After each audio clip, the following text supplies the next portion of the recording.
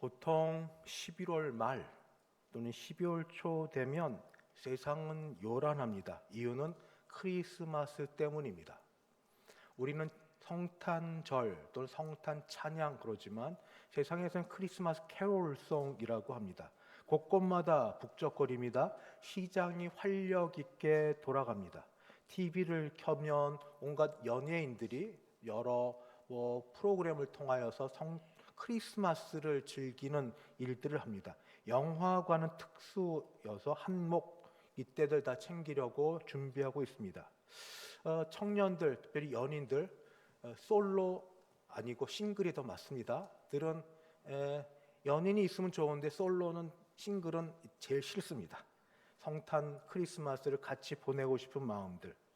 가족끼리는 선물을 주고받고 특히 어린아이가 있을 때는 선물을 준비하는 부모 마음의 즐거움이 있고 아이들에게는 부모가 준비한 선물을 기대하는 마음이 있고 또 식사와 여러 자리로 분주합니다.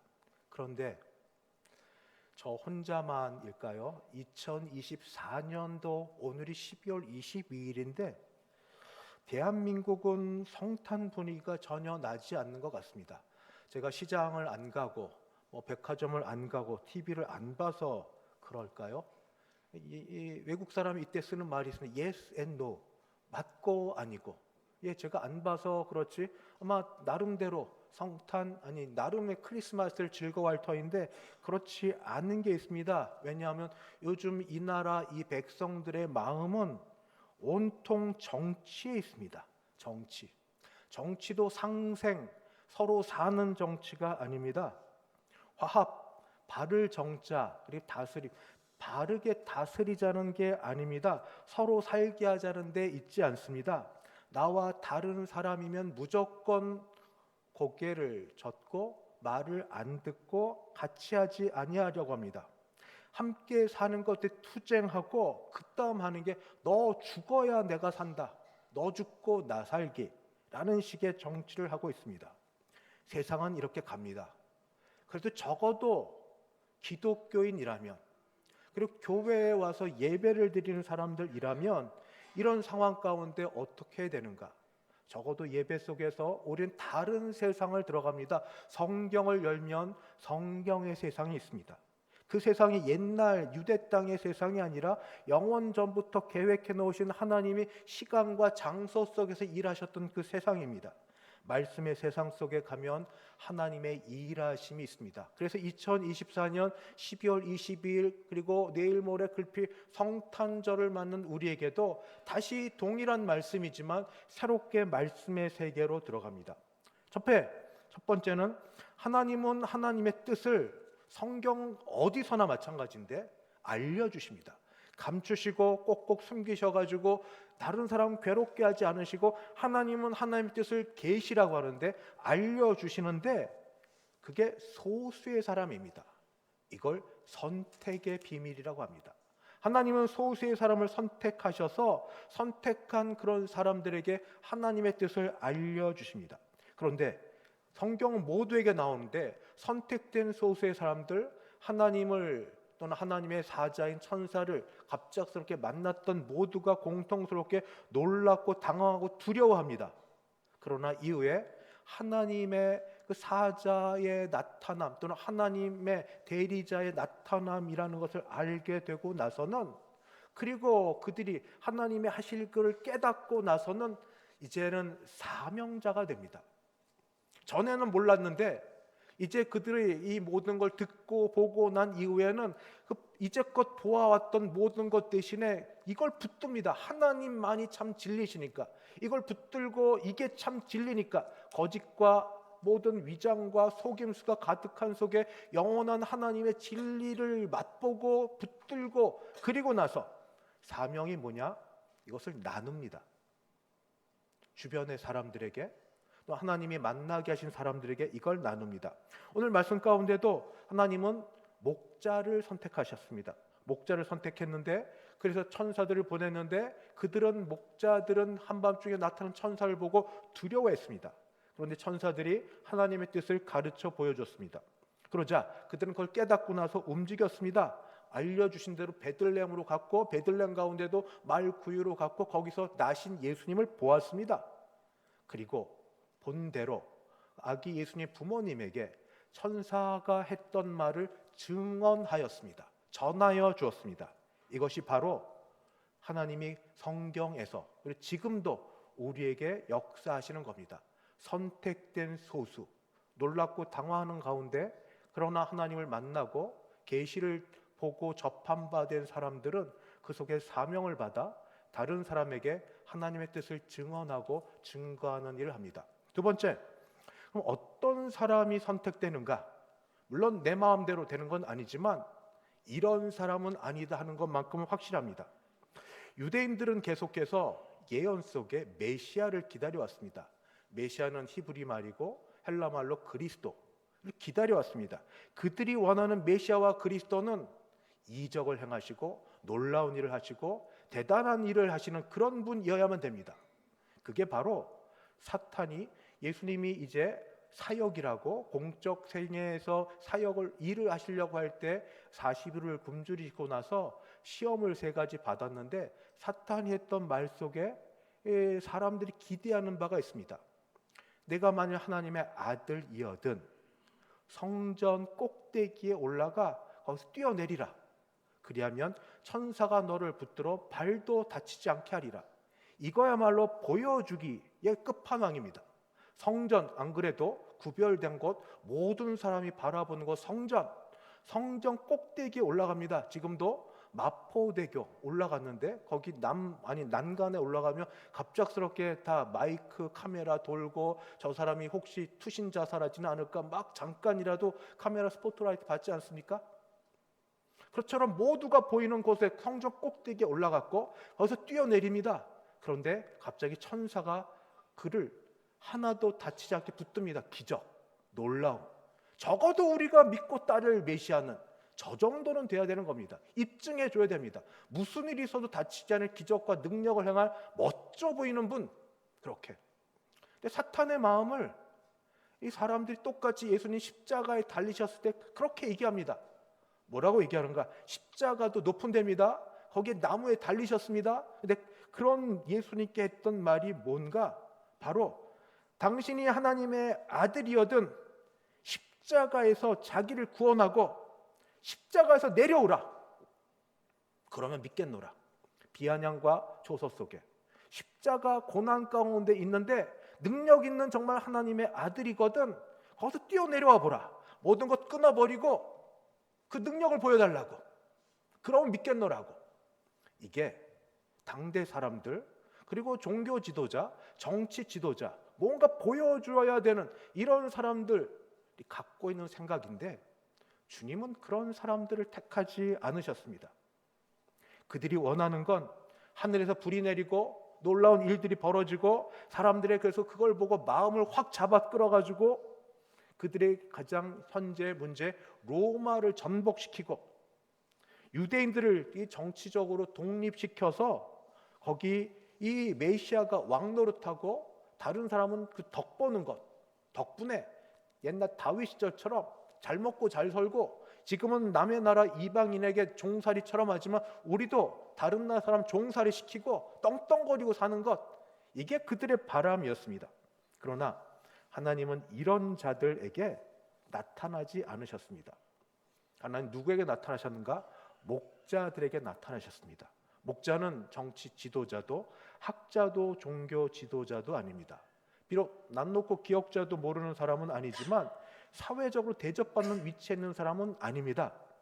어느 정도냐면 지금도 마찬가지일지 모르나 낙농업을 잘하시는 분은 부자인데 그때는 비천한 직업에 섞여 있습니다.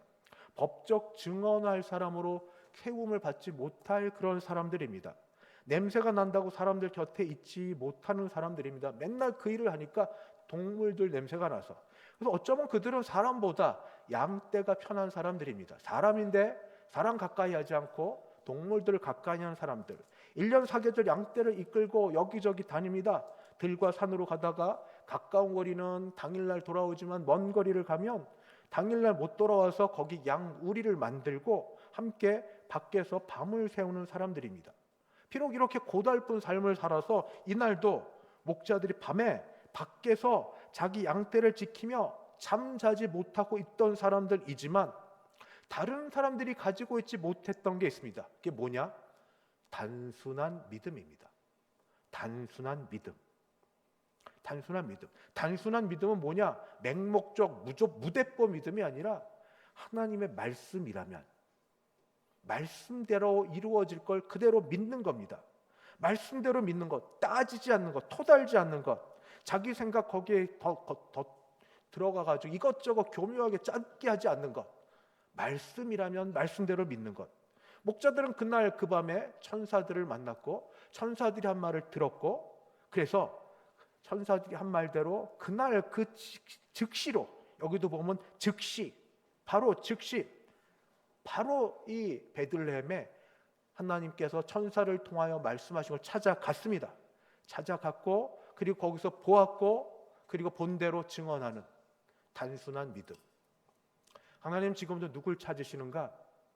대다수, 다수가 아니라 소수를 찾으시는데 우리는 다 모여도 전체로 보면 소수일 수 있습니다. 근데 소수는 누군가? 믿음이 있는가? 단순한 믿음. 말씀하옵소서, 종이 듣겠나이다.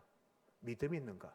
주의 말씀만 확실하다면, 내가 분별을 잘 못하는 것이 정말 죄스럽지, 말씀만 확실하다면 말씀만 하옵소서, 종이 듣겠나이다. 그런 단순한 믿음으로 있는 자들을 찾으십니다. 그러면 어떤 말씀이셨는가? 오늘 목자들에게 하셨던 말씀은 큰 기쁨의 좋은 소식이라고 했습니다. 내가 온 백성에게 전할 큰 기쁨의 좋은 소식. 큰 기쁨의 좋은 교회는 좋은 교회 아닙니다. 이건 이단에 속한 교회입니다. 뭐 어느 교회라고 더 이상은 얘기하지 않는데, 그거 말고 정말 말 그대로 큰 기쁨의 좋은 소식, 이걸 간단히 좀 복음이라고 합니다. 복음, 좋은 소식이니까. 큰 기쁨의 좋은 소식, 이거는 뭔가? 이건 뭔가? 복음, 나에게 복된 소식은 많이 있습니다. 신분이 상승하고 계층의 이동이 있고 돈을 더 잘 벌게 되고 내일에 대해서 전혀 걱정 없이 살게 되고 가족들 모두 문제 없이 다들 그냥 자기 자리에서 자기 역할 감당하며 살고 건강도 그냥 주신 대로 건강하게 살고, 이런 게 복된 소식, 복음이죠. 그러나 이보다 더 중요한 근본적인 복된 소식이 있습니다. 그게 뭔가? 인생에서 가장 두려운 게 있습니다. 상실 중에 가장 큰 상실, 죽음입니다. 죽음을 경험하기 전에는 다른 것 만날 때 짜증, 불평, 화, 사람과 관계가 나빠졌을 때, 오해를 받았을 때, 물건을 혹시 우리 잃게 되었을 때, 뭐 여러 가지로 하나님이 왜 어떻게 나에게 뭐 이렇게 짜증 불평 내지만, 그러나 그 모든 것을 상쇄할 만큼 큰 건 죽음입니다. 죽음. 그런데 죽음은 사실 자연스러운 게 아닙니다. 뭐 노장 사상을 하면서 자연으로 돌아가는 거 아닙니다. 성경적으로 죽음은 하나님의 벌입니다. 왜냐하면 죄의 값은 사망이라고 하나님이 말씀하셨기 때문입니다.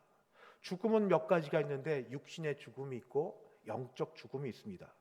육신의 죽음은 정말 생명이 끊어지는 거고, 영적 죽음은 생명 대신 그 창조되신 하나님과의 관계가 단절되는 겁니다. 육신의 죽음보다 어쩌면 우리에게 익숙한 거는 영적 죽음일 수 있습니다. 왜냐하면 죄 가운데 져서 죄 가운데 머물고 지낼 때 우리의 삶이, 기억나시나요? 어둡습니다. 사는데 사는 것 같지 않습니다. 절망이 있고 한숨이 있고 뭐든지 다 캄캄하고 화가 나고. 그래서 또 이런 것 또한 이 인생, 지금 생활이 좋아서 인생 100세, 인류가 잘 살아보려고 노력해서 건강해 보려는 모든 것들 다 하는데, 성경 시대를 보면 인생 100세가 아니라 인생 1000세였습니다. 야곱이 자기 아들 요셉을 잃어버린 줄 알았다가 요셉이 애굽의 총리 된 걸 알고 제 아들을 만나러 가서 그 애굽의 바로 왕을 만날 때 바로 왕에게 했던 말이 이겁니다. 내 나이가 어떻게 되냐 할 때 내 나이 130인데 내 나이가 선조보다 얼마 안 됩니다. 나 아직 어려요. 이런 생각. 130 아직 어려요. 우리 선조들은 훨씬 더 많이 살았어요. 창세기를 보니까 얼마나 살았는가? 보통 뭐 800, 900. 그리고 주일학교에서 많이 하는 것처럼 무두셀라가 가장 오래 969세, 1000세. 그렇게. 그러면 1000세를 살았으면 잘 살고 행복한가? 아니죠. 결국 죽습니다. 어떻게든 죽습니다. 죽음의 문제. 이 문제를 어떻게 해결해야 되는가? 바로 이 일이 주님이 이 땅에 오신 목적입니다. 주님은 이 문제가 죄로부터 말미암은 걸 알았고 사람의 어떤 행위로나 율법을 순종함으로나 어떤 것으로도 이룰 수 없는 것 알아서 죄의 문제, 만만한 것 아니라 애써서 될 것 아니라 선행으로 되는 것 아니라 종교적 금식하고 고행하고 뭐 이런 걸로 되는 게 아니기 때문에 근본 문제를 해결하러 오셔서 이 일들을 해결해 주셨습니다. 바로 주님의 죽으심으로. 그의 죽으심으로 죄값을 죄 없으신 분이 대신하여 다 짊어지셨습니다. 십자가의 마지막 말 중에 하나, 내가 다 이루었다. 내가 다 이루었다. 죽음의 문제를 해결하신 이 일이 그래서 우리에게는 복음입니다. 이 일을 이루신 예수님을 믿을 때 우리는 살아있어도 우리 영생을 얻는 법을 알게 되고 죽어서도 천국 가서 함께 만날 걸 경험합니다. 오늘 권호경 집사님 유족들, 특히 유홍숙 권사님 같이 위로하면서 여기 있는 분들 중에 누구도 한 분도 사시는 동안에 가까이 있는 분들 중에 먼저 떠나신 분이 없는 분은 안 계실 겁니다. 한두 번은 다 계실 터인데 뭐 부모님이나 또는 조부나 조부모나 또는 배우자나 누구든지. 그런데 복음이 뭘까요? 복음이 뭘까요?